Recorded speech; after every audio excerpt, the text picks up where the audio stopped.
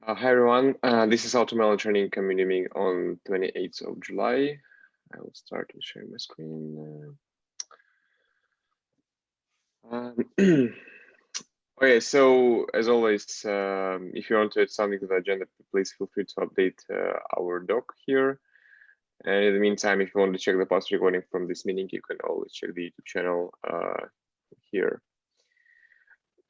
So we have a couple of items to discuss today. So the first thing is the AutoML training summit survey. I think first of all, let me actually put the link from the survey to our working group meetings. So because I updated actually discussion points with all of the slides here. So I think everyone who just want to check out the slides, they can see it here. I believe we have slides from all of the presenters, right?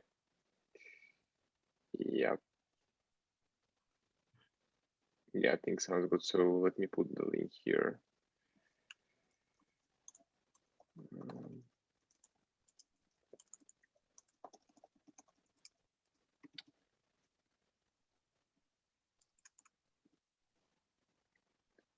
So speaking about like this survey, I don't know if like cameras you're like aware, but we are planning to actually have a survey after the summit to ask people about their feedback and to make sure that they're like aware of our summit and maybe they have any pros and cons and maybe they want to ask any questions from our side.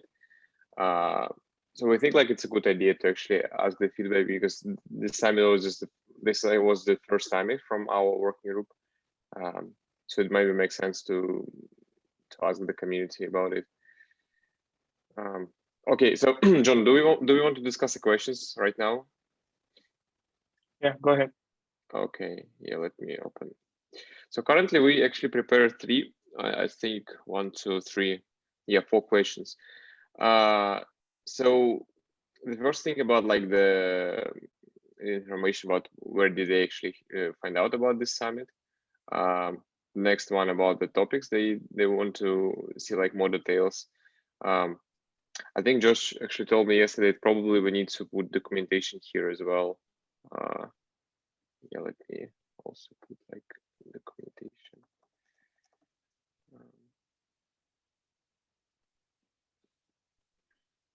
Okay, so how do you think about like this type of the questions? Does it sound good to you?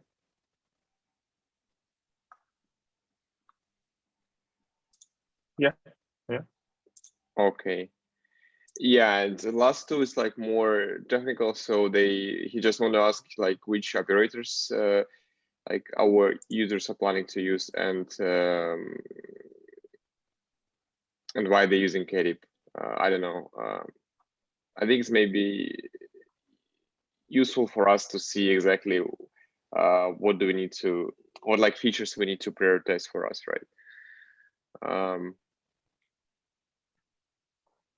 Yeah. So yeah, so Andre, so yeah, my general thought is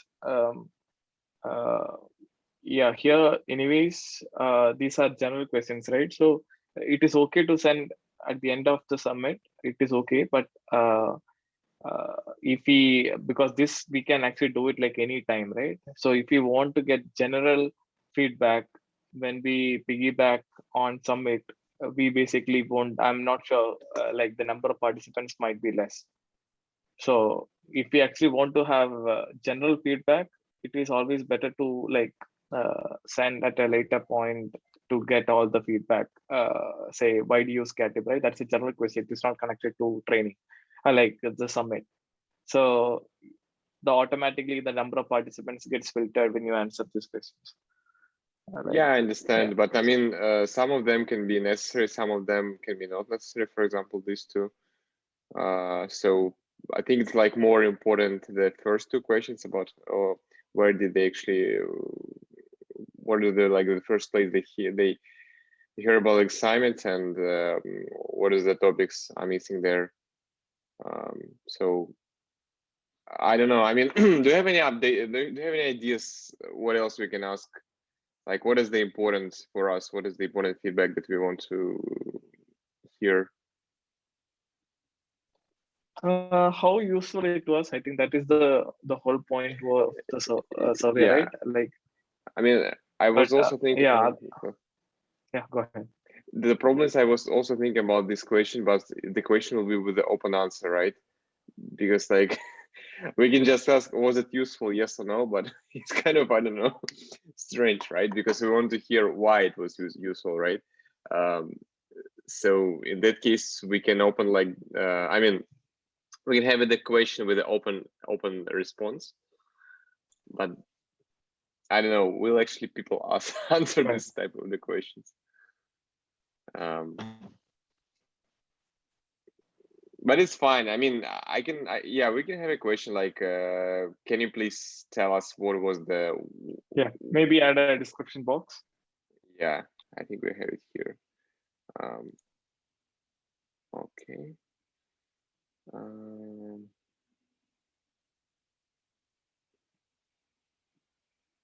like this.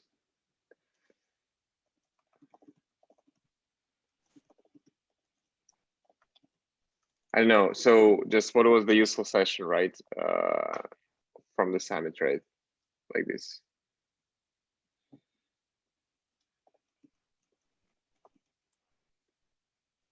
Or was it just useful?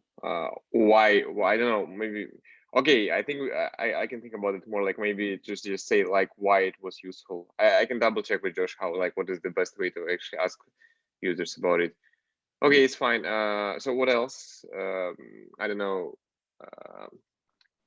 What other feedback we want to hear? Uh,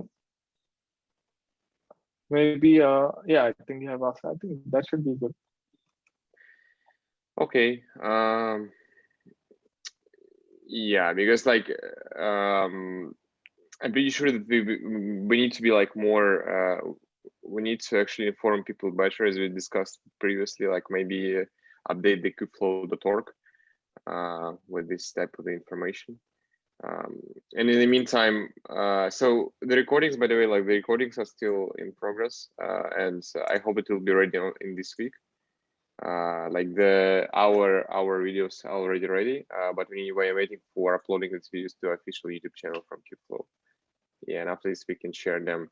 So the question that I have here, so how do we want to actually, where do we want to have this information? I was actually planning to maybe update our KDIP presentations. Maybe we can just put it here in the community somewhere about the summits, like we did it with the blog post. What do you think? Mm-hmm. Yeah, because I think it's sounds reasonable. I'm not sure that we should actually put all of the presentations under presentations, yeah, here under this doc. Um, I don't know. So we can just maybe we can just put a playlist here, and people who just will come to this doc will see all of the videos from the summit. Yep. Yeah, put a document there. Yeah.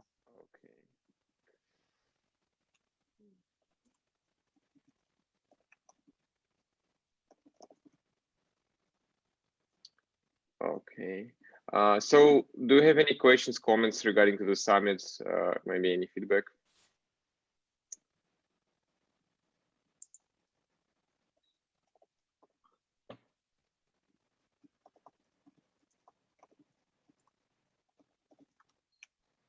Okay.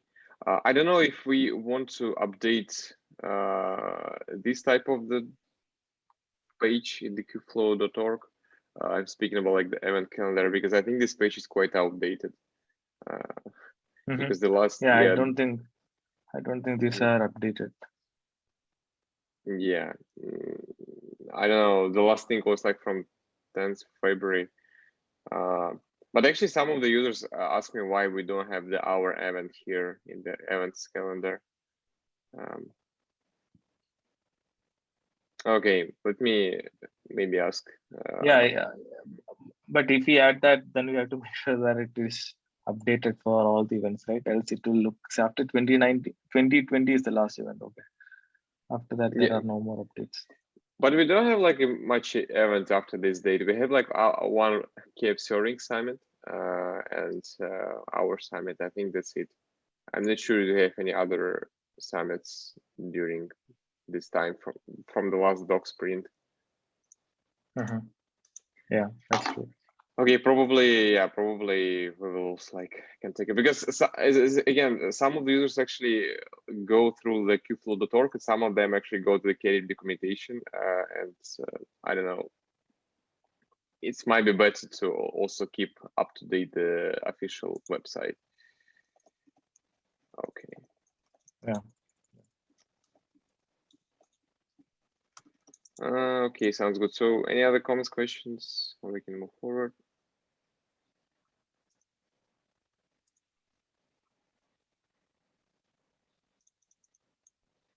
Okay, sounds good. So speaking about like the next release, so we have like 2 more weeks to just freeze our branch. I don't know. I just double checked the doc that we prepared like for the features from the KDB side on the Kubeflow 1.4. So I don't know. We probably should try. Okay, supporting HGBoost job, it will be not much work. It should be straightforward. Supporting Argo, I'm not sure because like let me actually show it to you. So we have an issue regarding to the Argo, yeah, to the Argo workflow. So it is this issue, and the problem is here. So we can support Argo, but Argo previously back in 2020, we were not actually. It was not possible to inject the sidecar container to the Argo pod, and that is why we cannot use our matrix collector. So this was the issue about like the similar to Tecton, because in Tecton they also actually have like another sidecar container, which is actually preventing to injecting another containers. And it is why in Tecton we make some tricky manipulation with the controller arguments. And it was possible to modify the controller arguments and just use the Tecton in under KDB. But for Argo workflow, they don't have this such functionality. But here, since they're like the contributor also like from the Argo workflow, he said that in the latest version, they integrating this type of the API where you can, yeah, from my understanding, where you can change the container runtime executor. So probably could try to test this feature on the newer version of Argo workflow and try to support them. Yeah. Yeah, I agree. I think that would be one useful use case. I think probably like there will be many users who are actually like behind Argo, right? Yeah, that's true. But still, I don't see any like problems using Tecton instead of Argo.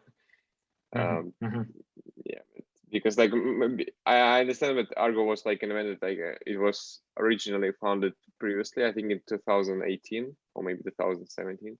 So it's like the project around 4 years old, and Tecton is quite new project. But in any case, we can try to see if it is possible to support Argo workflow. But in the future, if we actually decide to implement the push-based metrics, I think we don't really care about like the injecting the sidecar. So in that case, too, much easier to support Argo workflow. Yeah. Okay.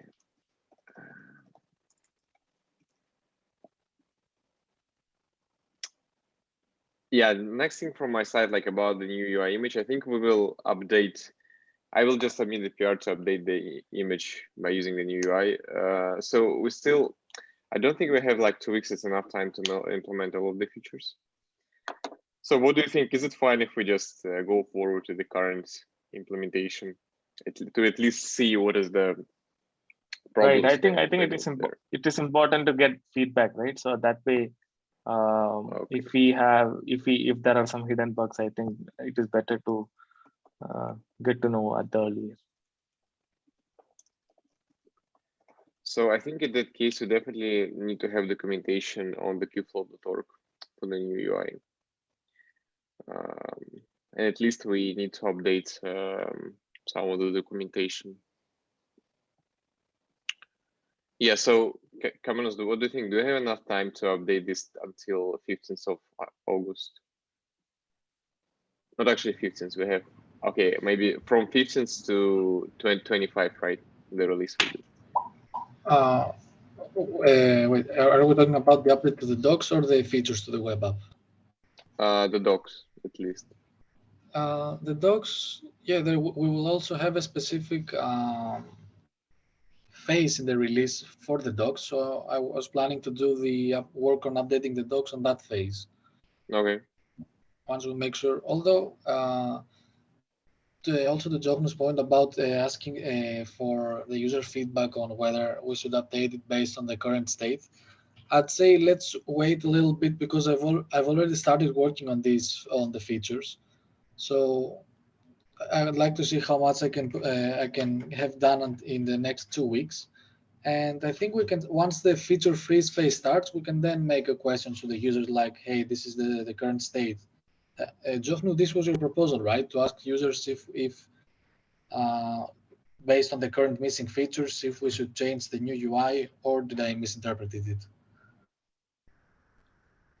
Not just UI. I'm saying, for example, if they start testing it, or that might be because this UI is not tested very well in the community, right? So that way, more and more people, when they test it, will get to know if there are any issues. So I think that would be a good feedback to get those issues sorted out at the earliest. Oh, okay then. So anyway, regarding the docs, yes, I can update them on the docs updating phase. Well, it's also about 3 weeks, so it should be plenty of time, and I'm already pushing on the update. So hopefully, let's see what I'll get done. I'll be able to do in the next couple of weeks. The first blocker that I'm working on is I need to update the frontend framework to the latest version, and I'm just waiting on an upstream PR in the Kubeflow repo for that. But I'm also working in parallel on the Khatib UI. So I'll probably open a PR once a Kubeflow one is merged. I have an open issue as well. Let me link it. I'll link the issue to the notes. Yeah, sure. And I think, as you said, like it is fine if we do not implement all of the features in the new UI. So at least like users, because we don't have much users who are just using NAS, for example, and we don't have much users who are just using the trial template config map. So I think this is like two major features that we don't have in the current UI, right? Um, so Yeah, I think that's looks okay. Yeah, right. because almost all of our users using only hyperparameter tuning job, and they are only like monitoring the output of the best hyperparameters. That's it. And I don't have the like. I mean, even more like I'm not sure how many users actually using early stopping right now. So I remember that we don't have early stopping statuses in the UI. So at least like for hyperparameter tuning, we have like all functionality to show them the results, right? Yeah, for HP everything is there. Okay. Yeah, because like we'll see. Again, I don't think like 2 weeks is enough time to implement everything, but at least we can start to test it in the phase of Kubeflow 1.4. And as always, like they can switch to the old UI very easily, right? If they want to use other like old functionality. Yes. Yeah, exactly. Yeah, so let me actually put the project here that we are working for from the new UI. So do we have any comments and feedback about the new UI, maybe from the users here?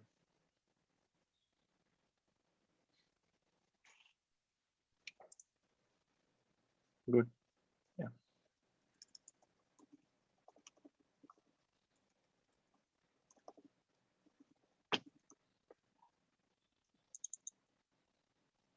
Okay. Yeah. So I think we actually created all of the issues here, at least like the crucial issues for us to track.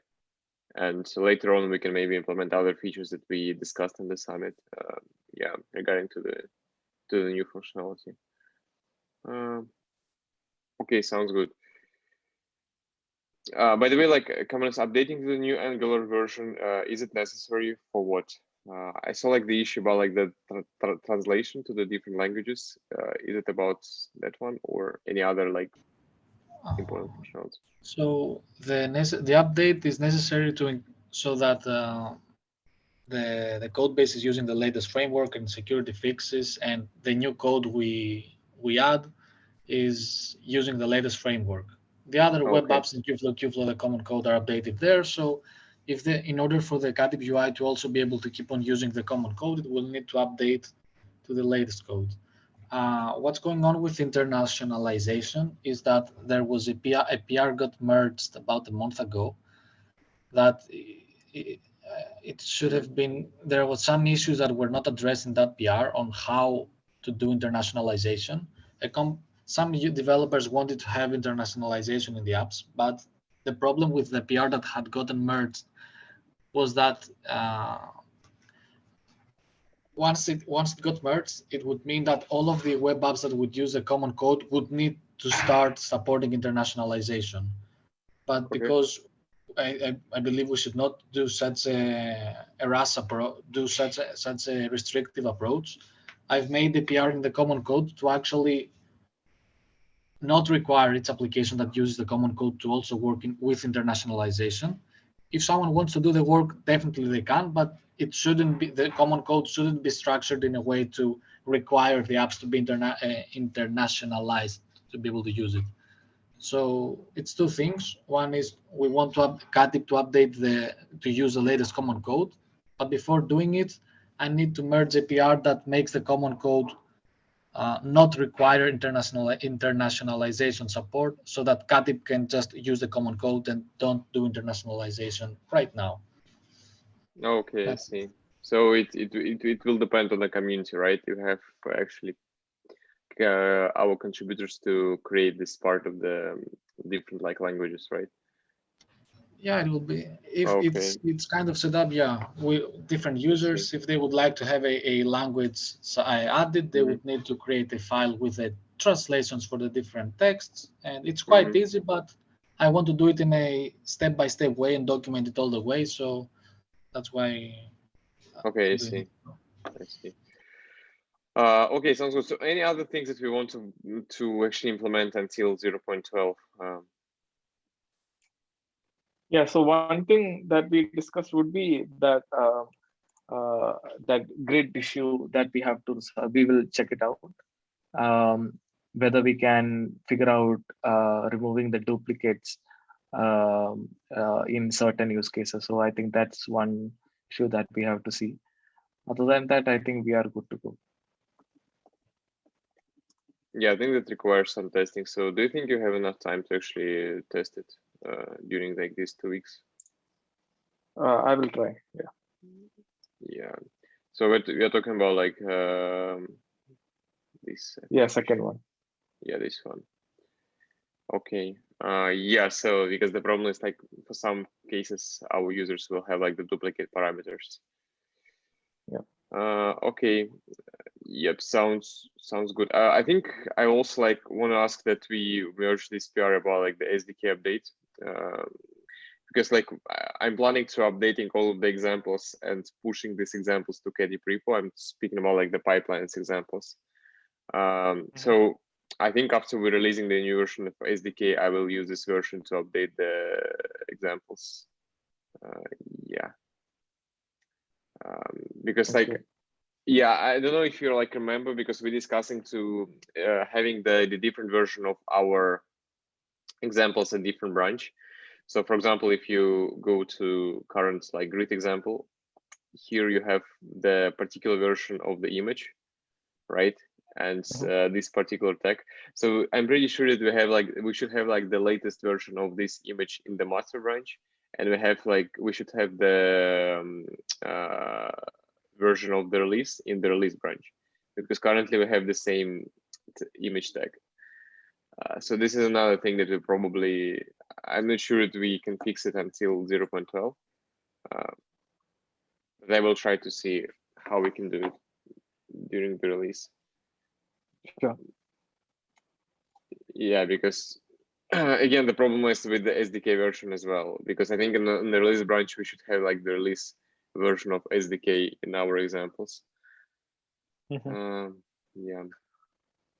Okay, we can, if we have enough time, we can think how we can implement it. Yeah, so anything else for the release? Just asking about the time again. So Kamenos, what is the timeline for the feature freeze currently in Kubeflow? Give me a second just to double check the dates and ensure. Yeah, so starting Monday, 16th of August, we expect a feature freeze. I think you have 1 week actually, time, right? Or 2 week time. You have like 1 or 2 week time, I think, this period, right? Yes, correct. 2 weeks, correct. It essentially means that for these 2 weeks, let's only include bug fixes so that we ensure that the components are more stable and there are no many visible changes, so that we can also start writing the docs, since everything is more stable and we don't add new features. I see, September 5th. Yeah, because I think because we for this release we probably will start with the release candidate like 0, 1, 2. I think we implemented this kind of the functionality. So I was actually planning to maybe we can cut the release candidate 0 on, like, for example, August 17th, and maybe on September like 3rd or 4th we can make the official 0.12 release. What do you think? Sorry, I was looking at the dates. When would you cut the 0.12 release?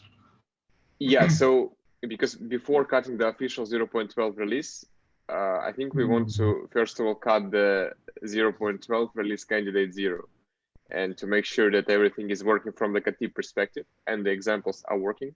We can after that just cut the official 0.12 release somewhere between these dates until like September 5th. Okay, one question to make sure I'm synced. I think you had discussed this with Yanis, but I want to be synced as well.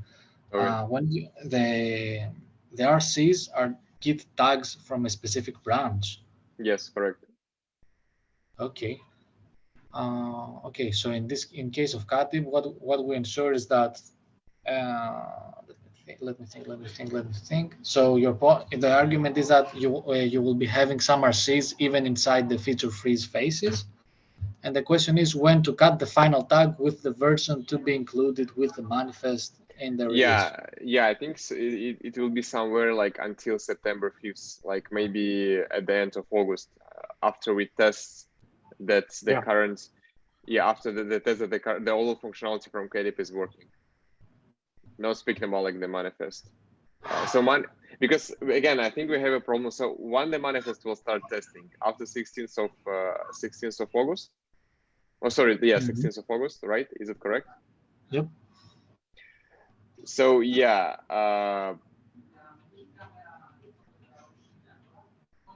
because in that case, I think we need some time to just test this release before making the official release, right? At least like maybe 1 week of testing it.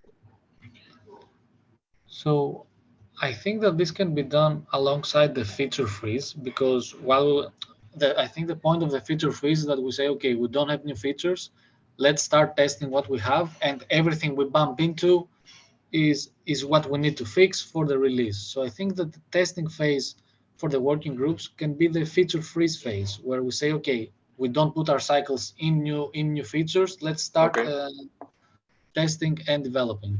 The manifest testing will happen in the last weeks of the feature freeze phase and docs. Okay, I see. So just to ensure that the working groups have tested what they do. Although again, this is the first time we do it, so let's see how it goes. But this is what I had in mind for the feature freeze phase.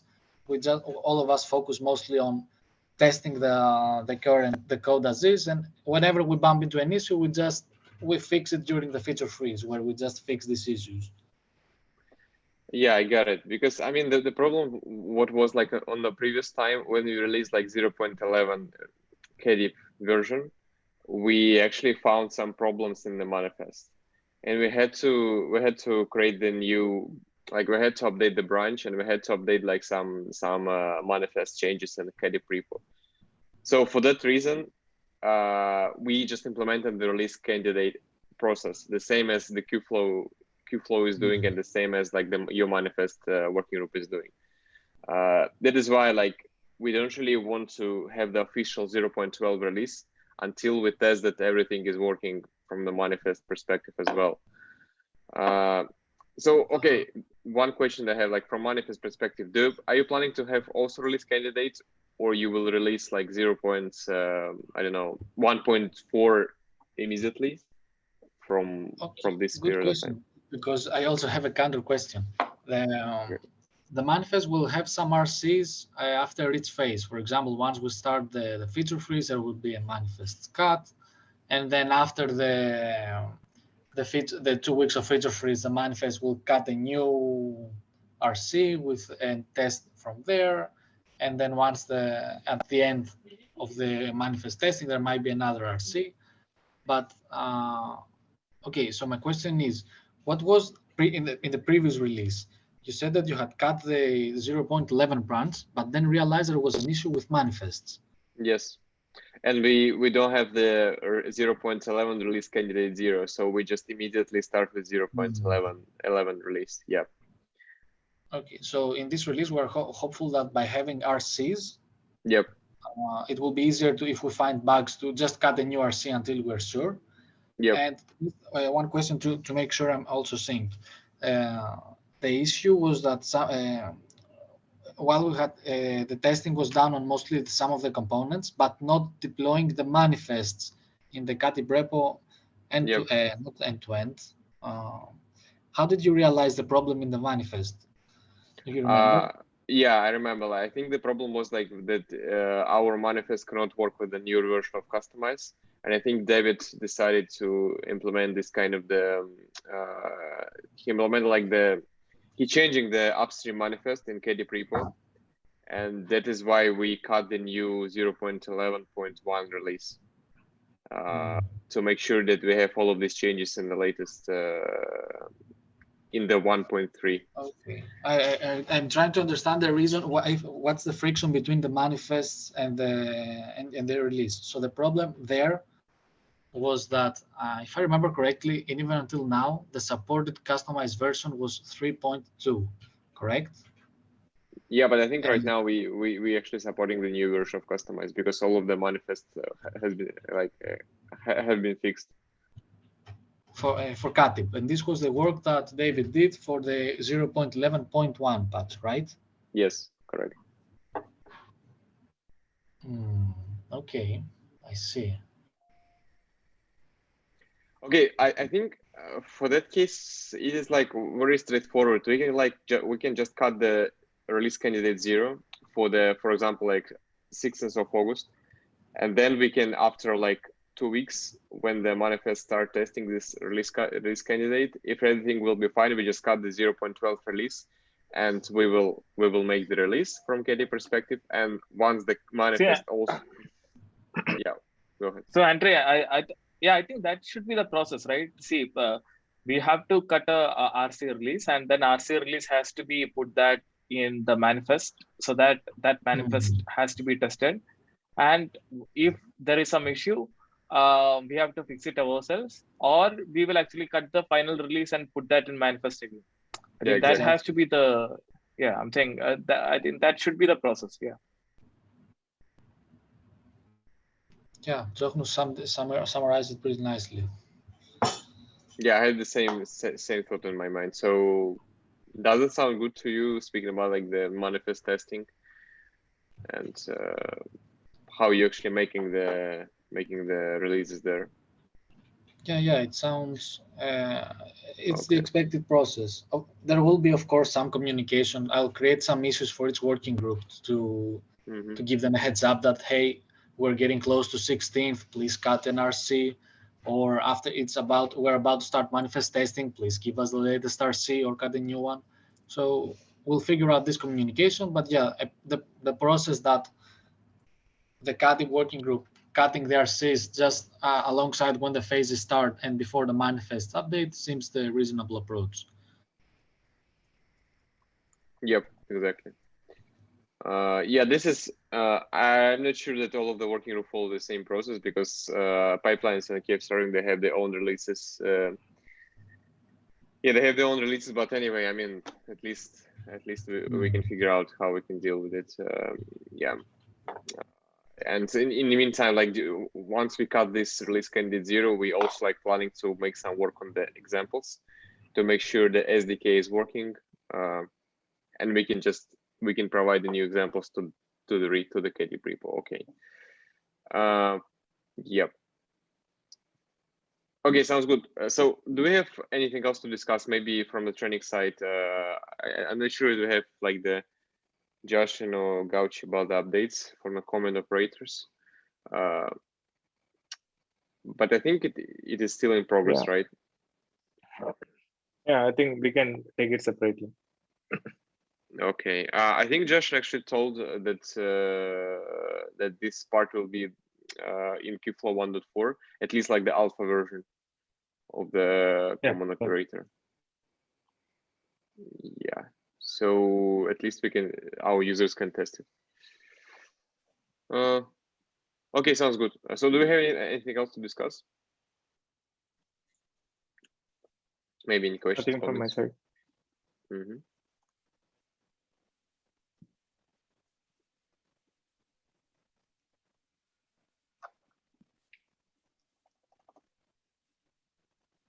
Yeah, I just want to put the issue there, all in one. The issue is like on the common, right, repo. So one thing, do we want to actually disable the imports from this release for KDB for the training operators? I think we should do that. Yeah, I think we can attempt that. Okay. Do you have an issue about the all-in-one operator? I think this one, right? Yeah. Or maybe not. Yeah, unified training operators. Okay. Yep. Okay, we'll figure out. So so I think Justin will try to implement this part of the feature in the 1.4 release.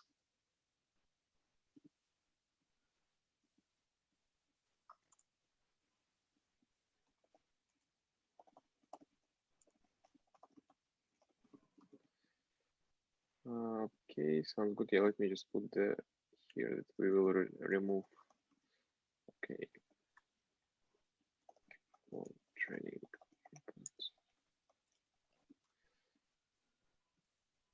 Okay, sounds good. So any questions, comments? Ready to go? Okay. Yep. Thanks, everyone. Yeah, thank you everyone for coming. So I hope like to see you again next time. So if you have any questions, please feel free to ping us in the Slack. Yep. Thank you guys. See you. Have a nice day. Have a nice day.